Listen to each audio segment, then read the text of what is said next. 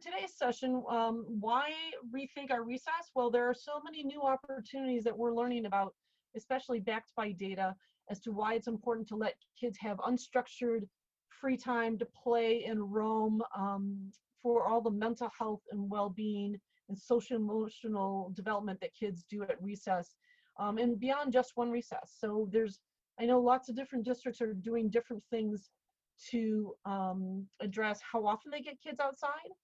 Sometimes it's just a 20-minute recess, sometimes there's a 10 o'clock break, sometimes there's a 1:30 break, but we know that when kids get outside to connect to nature, they are just so much stronger emotionally, physically stronger. Their breathing increases, which calms them down.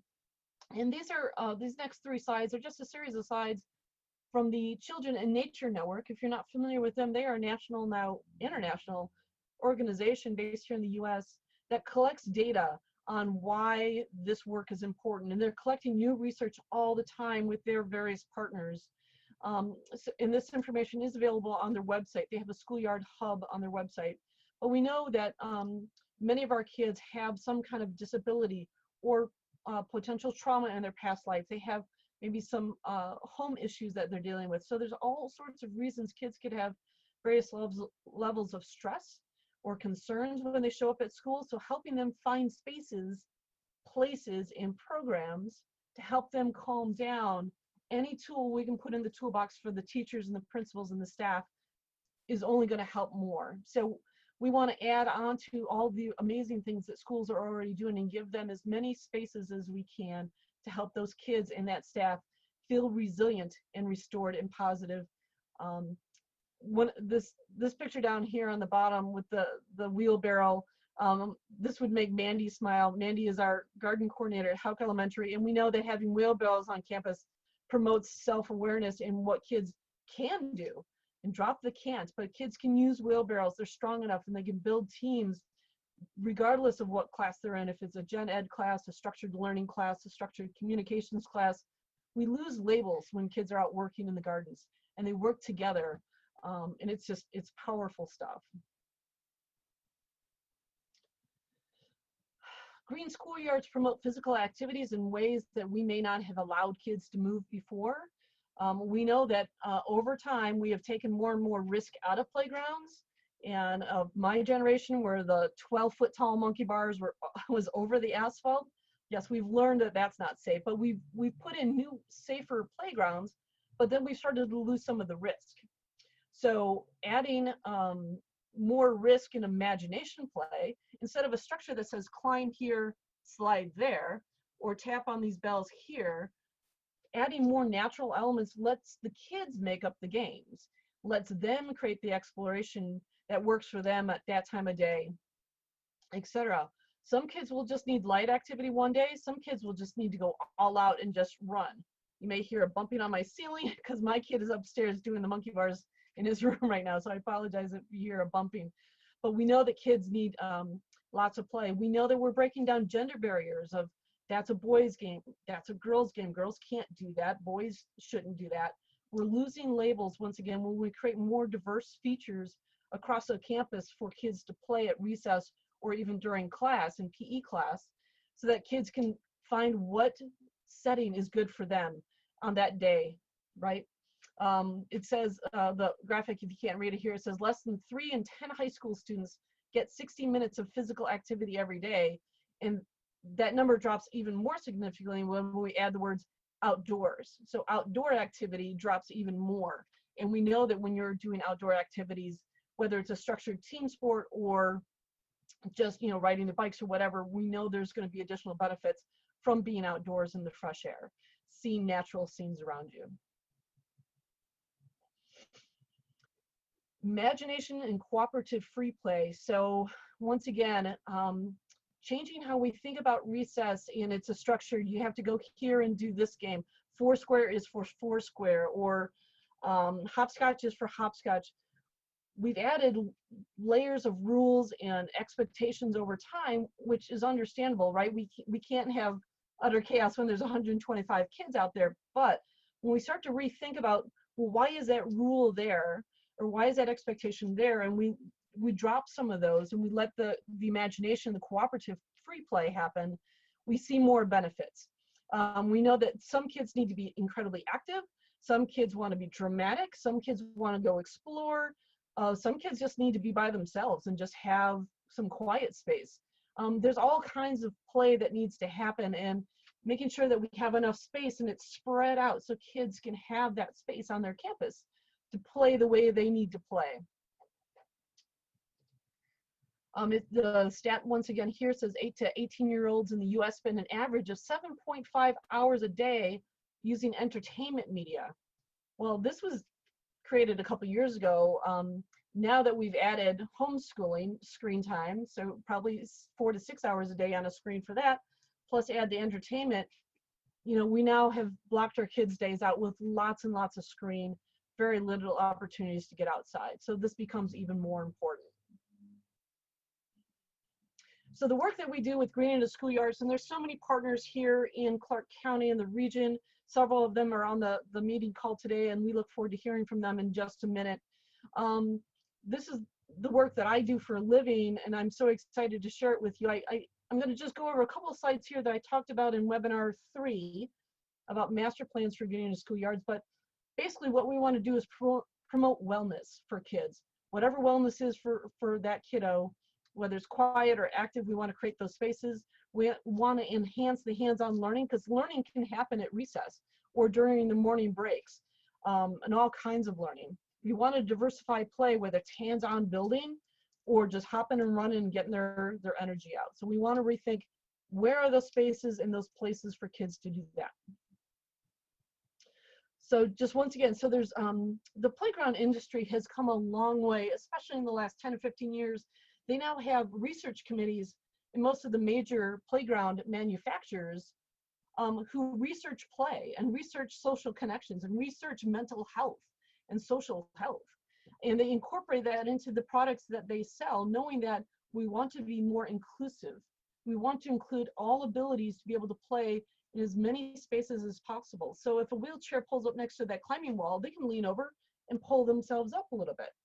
They can sit on a big swing and move about to test their vestibular systems. They can challenge their risk by having a kindergartner or first grader climbing up on these tall structures to figure out their balance and hand and eye coordination movement. So it's really important that if we have the funds, and if not, we figure out ways to fundraise to add more of these structures, to add that risk element, but also that whole body coordination element. And I have to put a plug in for middle and high school students, and I've seen it down at Marshall Park. They have the big climbing net, and more times than not, I'll see a whole bunch of middle school students just sitting up at the top talking with their buddies, because they want to be away from the little kids. They want to be up and like just a space for them to hang out. So I know we don't typically put these kind of structures in at middle or high schools, but they really do become beneficial for those students to also have a way to move their bodies differently. Unstructured play areas, things that aren't necessarily, we have backstops, we have ball grounds, we have soccer goals. Maybe we put some painted play features on our pavement. We get volunteers to come put in fresh pavement, but sometimes just having an open lawn and having a variety of play features for them to use, or play elements, like you know, some wiffle ball bats and some wiffle balls, or some kickballs, or other things like that. Thinking about what's in our recess cart for elementary schools, or other features that we can have, elements we can have for middle school and high school, so they can go outside and play catch. Hand-eye coordination is just so important. We're seeing a whole generation, if you're not on a team, then you're not learning to throw a ball. But that is a game that can translate across any age, is learning how to throw a ball, and it just does so much for your development. This is all my fun stuff here. This is nature, what we call nature play. Now nature play, when you type it in Pinterest, you get overloaded with all sorts of great ideas. There's so many wonderful things out there, but it can mean anything from having a garden box for digging, a garden box for planting, different elements like boats and canoes, natural materials for kids to build with. Let the kids collect sticks and blocks and cones. Erin from Illahee is here. She's got a great box that she has at her garden for building different things. Just letting places for kids to hop and jump and move around, letting kids harvest the flowers. If we grow flowers, let's let them harvest the flowers too, because it's a great science project. It's a great art project. What a great story they could write. All of that can happen at recess. So think outside the limits. I'm very happy to say that a lot of our school districts now in Clark County are now very open to these ideas, where maybe it wasn't possible 10 years ago for risk and liability, but we've had those conversations. And now more of these elements are allowed to happen on our campuses, which is really exciting. And some of the newer bond projects that you'll see coming online, especially I think a lot of them in Evergreen are now built, have these kind of features.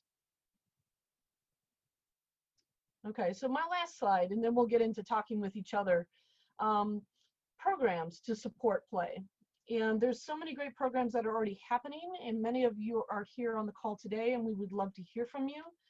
But there's programs to learn new skills. So I know at Burnbridge Creek Elementary, they have a teacher who's good at woodworking, so he has the kids out building with wood. They have a knitting club as well, so they have a volunteer parent come in once a week and they work on their knitting. Love that. If we have games outside that we can build into the elements to let kids play checkers and chess, tic-tac-toe, geography games, etc., that are more passive and quiet, can happen in small groups. Those are great.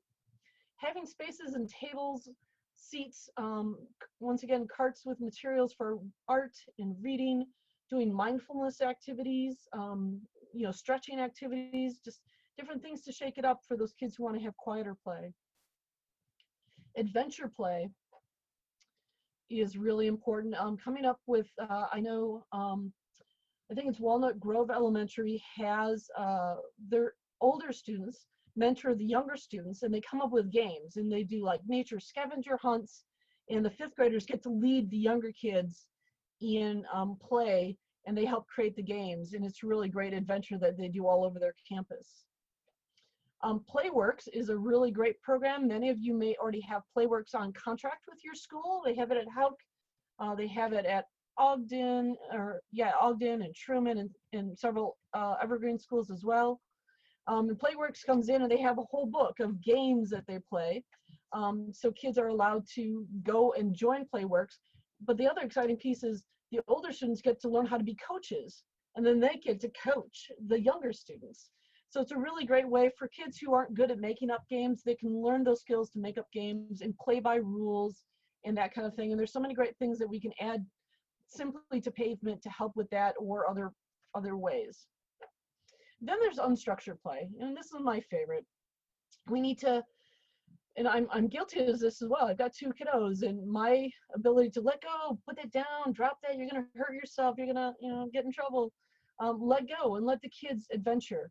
Let's define what the boundaries are on the campus and make it as big as possible. I know that at Hauk Elementary, we went from a very small boundary where the kids were allowed to go. Now they get to go over the whole campus in the fenced area for recess. And they just, you know, they can wander at their own pace. So let's define what the boundaries are, make it as big as possible, and try to make sure the expectations are as minimal as possible so that the kids can explore, have their sense of wonder, explore their creativity, and just let go and be kids. We have this whole generation of kids that are losing that sense for a number of reasons, and I'm guilty of it as a parent too. Gotta let go and just let them be and do their thing. So with that, now it's time for us to talk as a group. And this is what I'm really excited about, because we have lots of great people on the call here today. We're a small enough group if we want to go around really quick. I see we have a couple of garden coordinators on the call. We have Fish and Wildlife Service folks on the call. We have a gym teacher on the call. We have a watershed expert on the call. So let's just start with, what are some of the programs that you have at your school that you want to share with the group? And please go ahead and unmute yourself. Everybody should be able to unmute yourself. If not, let me know. If nobody volunteers, I'm going to pick on you.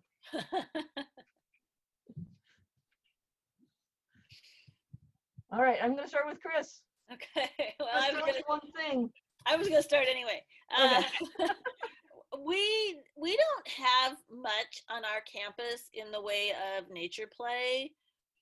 And so I'd like to move more in that direction. We don't have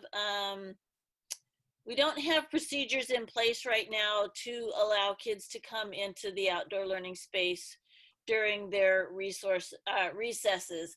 I think it would probably be a matter of me training parent volunteers and getting them signed up. And I think once we're able to get those procedures in place, we will not have any trouble getting parent volunteers to do that. And of course, it has to be when we get kids back on campus. Yes. And Chris, remind us, you're at River Homelink, and what grades do you serve at your school? Our school is a K-12 public parent-partnered alternative school. So we've been doing hybrid learning for 25 years. All of our students come to school for part of the time and are homeschooled for part of the time. But you don't, so do you have recess equipment on the campus? Yeah, we're in a regular school building. And so we have kids attending for a regular school day, Monday, Tuesday, Thursday, Friday. So they'll either come Monday, Thursday, or Tuesday, Friday. And so they have recesses, they have a lunch break, they have the whole 9 yards. But it's just the playground area is just all asphalt, which I totally hate, and some playground equipment and playground monitors who are there to strictly enforce the rules, which I hate also.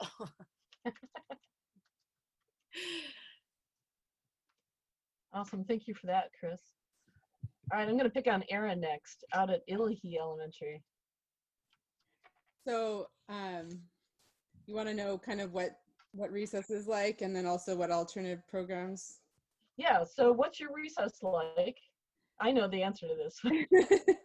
So the Illahee recess just has like a standard play structure, and there's a very limited amount of space that children are allowed to roam on, and there's a lot of asphalt and noise reflecting walls. So it's very loud, and there's also no shade. So that's kind of a challenge, I think, for kids that don't fit easily into that type of play being their favorite. It's also like really limited games that they're allowed to play. I'm not sure, I don't think it's PlayWorks, but they have like a book of games they're allowed. And then we do have the garden space, which is where I do help maintain.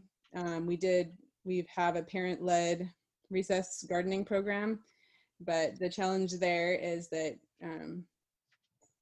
just being able, like, you can't take all the students that want to go, and you need enough parent volunteers and getting it coordinated. And like the most difficult part is, I think the most difficult part about the recess garden program is when you show up to have recess garden for the day, like you're swamped by 100 students and you can only take 30, and just trying to figure out how to do that has been a real challenge. But once we get back, it's so much fun. I really miss it.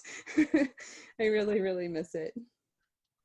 Yeah, so that's a great point that you brought up. When you have a program, how do you accommodate every kid so that it's equitable? Right, it's really difficult.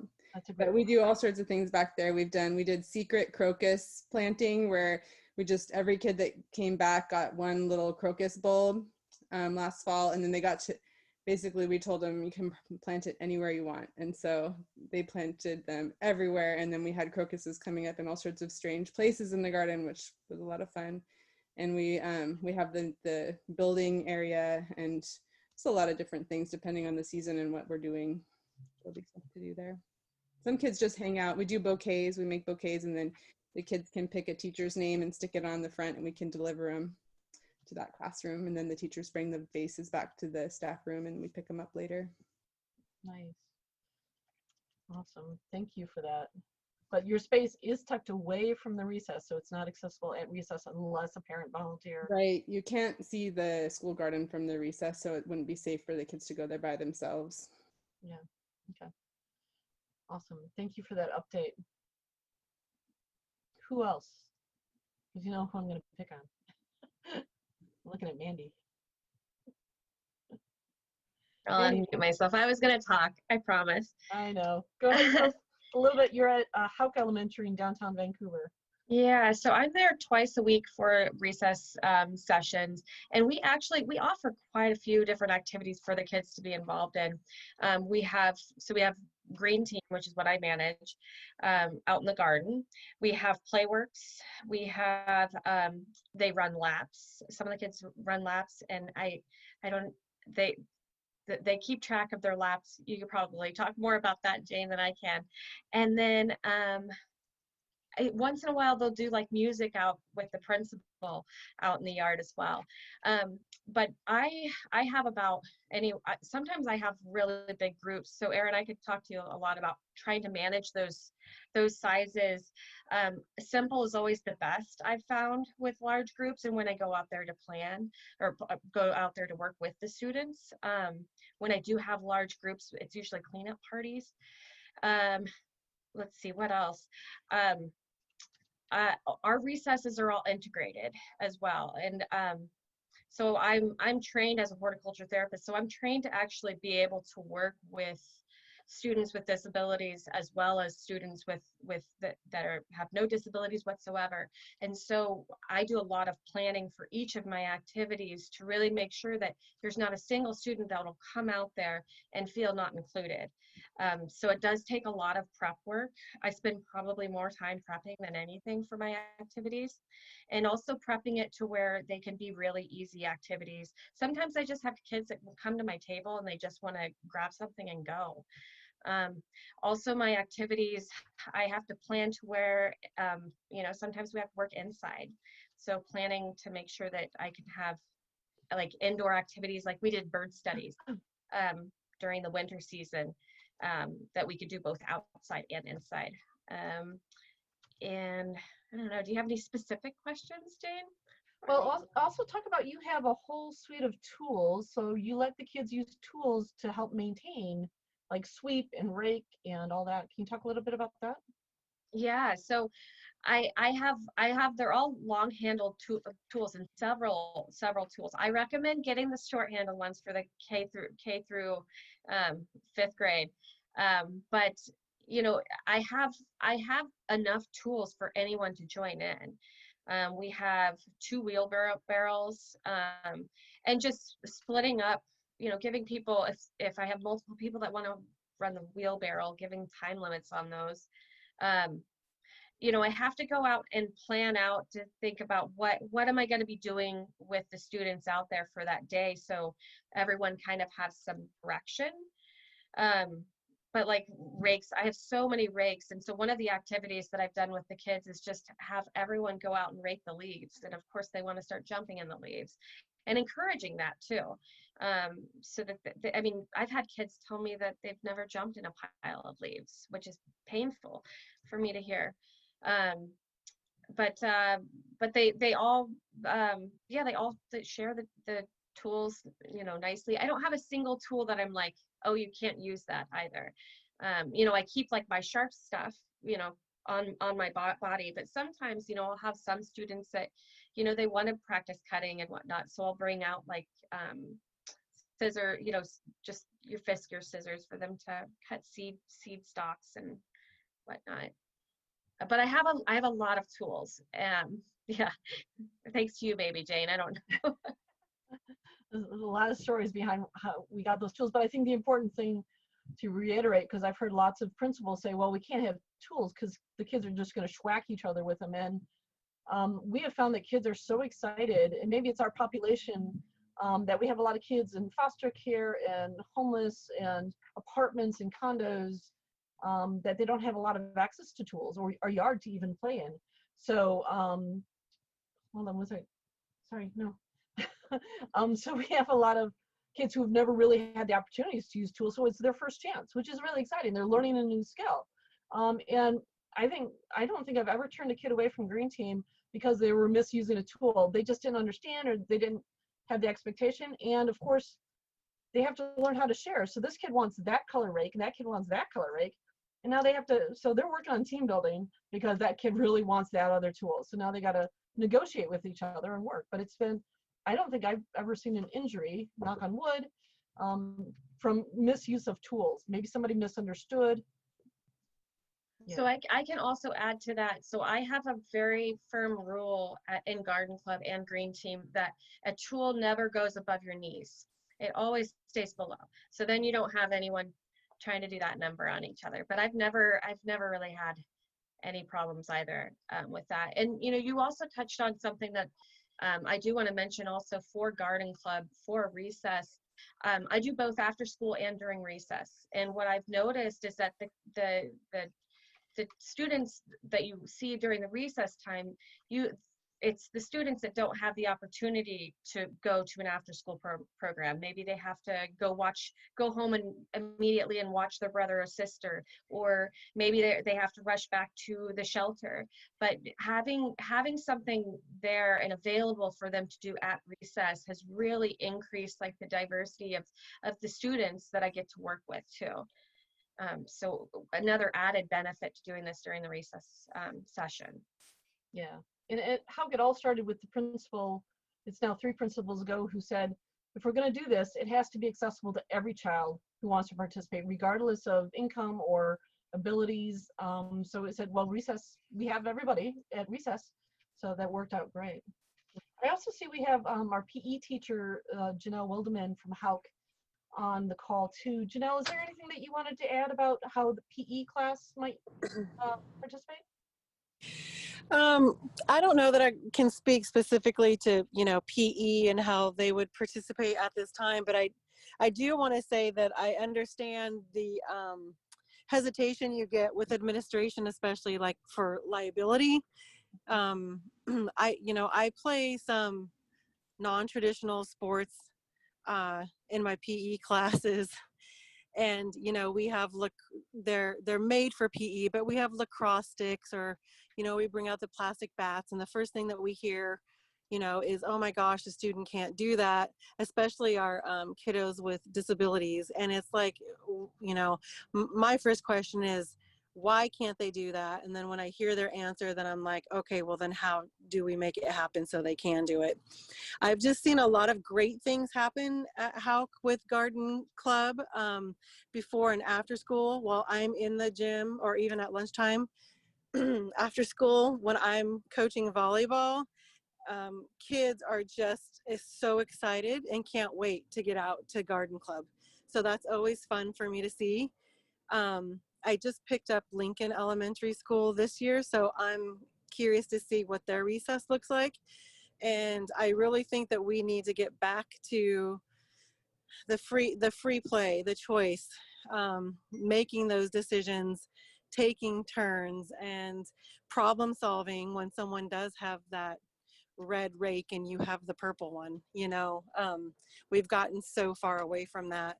So I'm really excited about this program and to see how PE can eventually tie into it. Awesome. Thanks, Janelle. And Janelle is not only teaches PE, but adaptive PE too. So if there's a program that needs to consider how kids with disabilities, whatever kind of disability, Janelle is our go-to person. So thank you, Janelle. Donica, is that UIC on the call? Out at Sifton Elementary. Yes, I'm here. Hi, thank you for joining us. Sorry it took a while to get you in the call, but Janelle, you've been at Sifton for a while. Tell us a little bit about what you do out at Sifton. One of the things we do is the Playworks program, where we have the junior coaches, and one of the critical parts of Playworks is the core games, and we do assign specific areas and have like game rule signs with minimal rules, like your basics. Mm-hmm. Mileage club, I do that. I've been doing that for the last, 15 years, until we didn't have a track. But that's another way I can change it up in the springtime, because they get bored in the wintertime with the same stuff. We do music occasionally, and one thing we really do like to do is a game of the week, something fresh each week. And we don't always get to do it every day of the week, depending on the weather, but we try to find something that's not in their normal core game areas, like bowling, or there's some new ones we find all the time. Like I made up a relay game, and I have noodle tags. So there's various games that I kind of create or modify, like PE games and things like that. So that really helps kind of break up the boredom. But with our new school, I've got lots of ideas in my head. I've already got tic-tac-toe in mind on our little wooden stumps. I'm I'm making pieces for them to take to recess. Awesome, thank you. I've got to drop off some wood blocks. I have wood blocks for you to put on those tables so the kids can build with blocks. And I got to finish Oh, sanding good. Yeah, I was wondering what we were going to do. Thank you. them. Yeah, so building blocks. So yeah, a lot of the new schools have these little tables with a little recess, kind of like what you see here in the picture. That's just our previous horticulture therapist just takes a fabric cloth, puts it down over the dirt, and you can turn your garden into a sensory table. And the kids have always loved fall, where they can see corn stalks and pull things apart.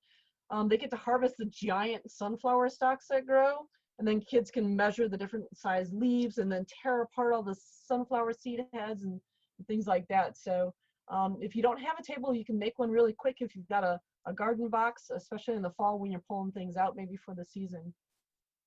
And thank you for mentioning mileage clubs, because I know a lot of schools do mileage clubs or running clubs, and we're trying to get schools to have more pathways that are measurable. 1/5 of a mile is a perfect length. So those are going in at schools, and if your school doesn't have that, feel free to let me know, and we can talk about how to fundraise to get paths and tracks in at your school as well. All right, what else you got going at your schools? Andrea, what do you have up in Battleground going at some of your other schools? Hi, well, we have a variety of things depending on what campus you're at. I don't know that there's necessarily consistency from building to building, so not any particular program. So it's really based on what the teachers have decided to do with their outdoor space and their school gardens.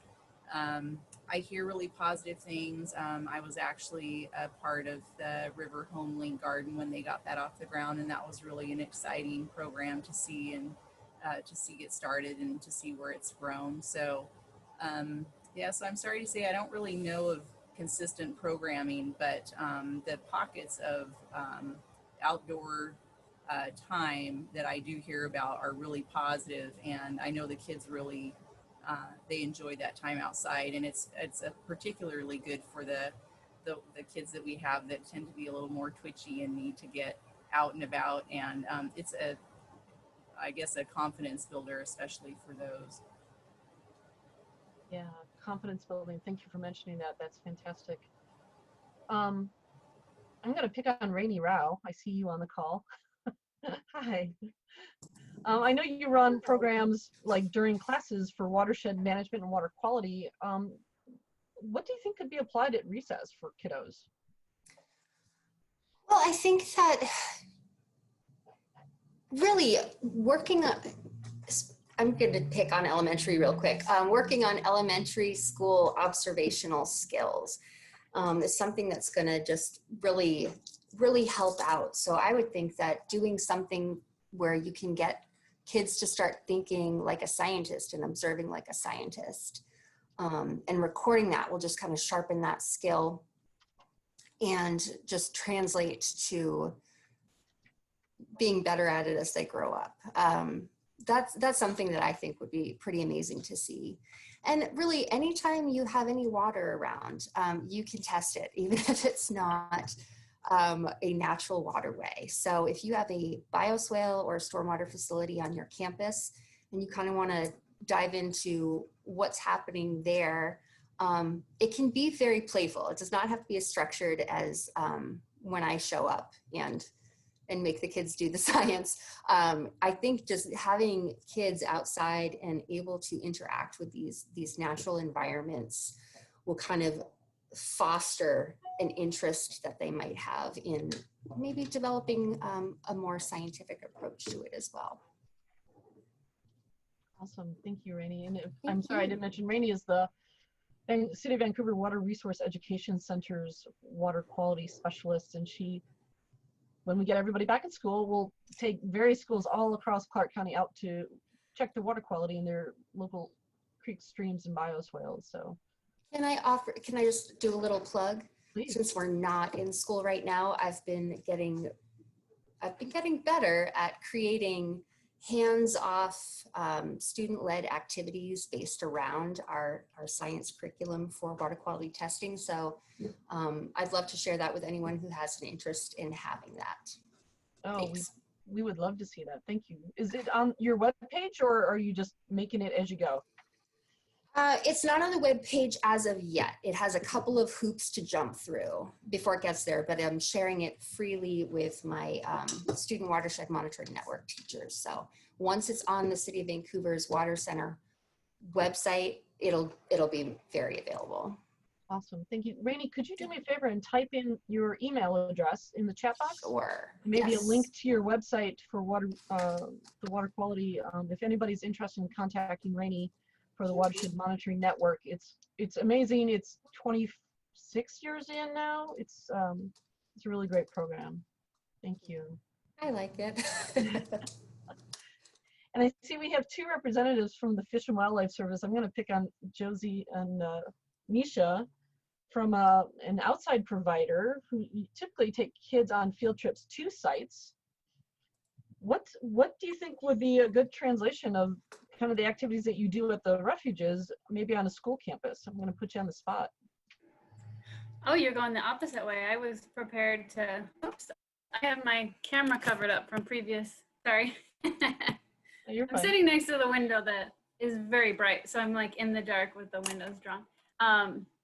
I expected it to go the other way because I know that we are looking to, when we have a nature center at Richfield, there's not a nature play area right now planned for the Steigerwald project, but we hope to have a nature play area at the refuge in Richfield someday when we have a nature center. We're building our administrative office right now. What that might look like, I don't know. We've seen all different models. There's so many exciting things. And since we started thinking about it, it's changed so much. And I know the city of Richfield is looking at doing things like that in their green spaces. I always want to offer opportunities for parents, especially right now, to engage their students in learning on our trails. So I think that that's hard because we don't, I used to be the park ranger at Richfield, focusing a lot of my time on education, working directly with school districts on that. And since my position has changed to visitor services manager, I don't get to hold that much of the education program anymore and dedicate like half my time to education, unfortunately. So as we look to working with our partners with the Nature Network, we're hoping that we can, help create activities that can be used in schools and on trails at all our sites, at the county parks. The Cornell Lab of Ornithology created a great little handout that we try to get to schools or have available that teaches kids about different, birds and habitats and things that they can do in their backyards or in the park. So trying to get those like easy ways to connect without having equipment that you can do anywhere. Awesome. Thank you. Nisha Ranger probably Nisha? has more to add. Yeah, I would just say, being stationed at Steigerwald Lake Refuge myself, kind of looking at those nature play of like, where are they nearby and how can my staff and our volunteer bases get to those places and use those as kind of transition zones, landing zones for engaging outdoors before, students and families are asked to then make that larger step to engaging at the refuge where maybe it feels more wild and free. So kind of utilizing those spaces that other entities have, including all you guys at the school system, to show what they have in their backyard and at their schools and how that translates to what we offer, the kind of that next step out there for some who haven't grown up engaging as much and not just asking them straight up to join us at the refuge as that first step in their engagement. And then another realm of that is as a designer myself, I've been working with GOSY, starting kind of small with a group we work with the network called Camp Mariposa, and looking at what we try to communicate with those families and offering resources. You know, I'm kind of more of that person that can develop a handout or something that is an extension of our in-person Zoom calls with them and lessons, so that it's not a one-stop, it's a, here's a start to that learning process. So always open to ideas on that. Awesome, thank you. And if there's a website link that you want to add in the chat box for folks if they want to learn more about maybe some activities that you have related to the wildlife refuge, folks can go check that out as well. Yeah, who knows when we'll get back to actual field trips and getting kids on buses to go places. So that's even more important why we need our campuses to be that backyard field trip for kiddos if until we can get back out to the trails and the refuges and our local streams. Who else have I not tagged? Yvonne or Heather, is there anything you guys would like to add?